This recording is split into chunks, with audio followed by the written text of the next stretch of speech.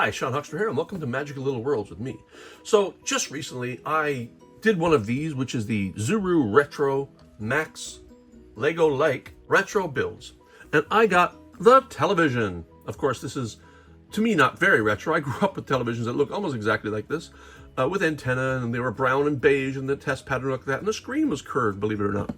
A lot of kids today don't know the screens were curved. But the funny thing is, when I did the television, I bought these as what I thought were blind balls, and so I bought two.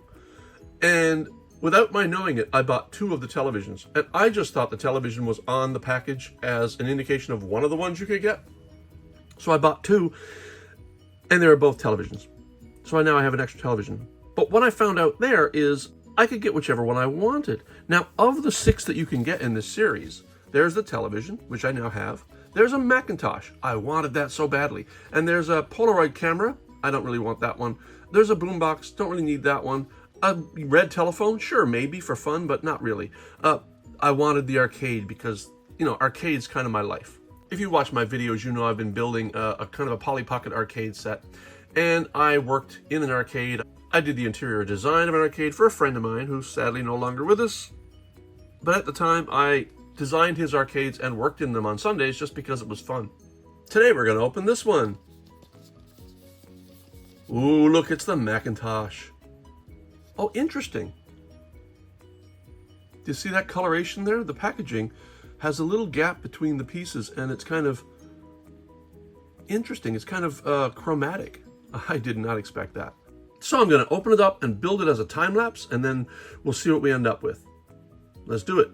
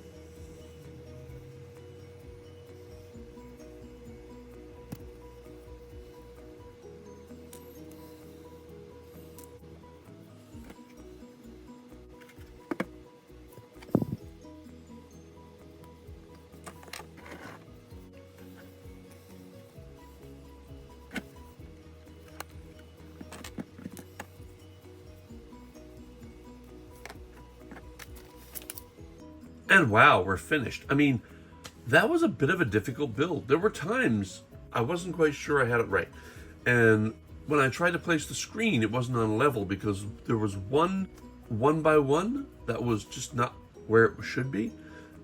But I think that was a mistake I made. I mean, it's probably not a mistake that the instructions made, but I'm not entirely sure. What I do like is we have the disk slot here. This is the power switch, probably. I don't like that the keyboard is over here when it should be maybe here, like the stud that attaches should be maybe over maybe right here. I gotta tell you, trying to get the strings into the little studs for the keyboard and mouse was incredibly painful. This, at least, has a long enough cord that you can believe it works, but this just doesn't, see? This stud should be over here. It's very easy because all you have to do is pull that out and place it somewhere else. And now it is where it should be. But I mean, other than that, pretty decent build. I mean, it has all the details, like this little cutout here that is actually part of the Mac, vents here. I really kind of like this. Really well done. I mean, like I said, other than a few minor details, getting the strings into these tiny, tiny holes on these studs, very hard. I object here because in a Mac mouse, these should both be gray. Mac does not have a button on one side like this. There's one button at the top of a Mac, at least the original Mac, and it should stretch across both.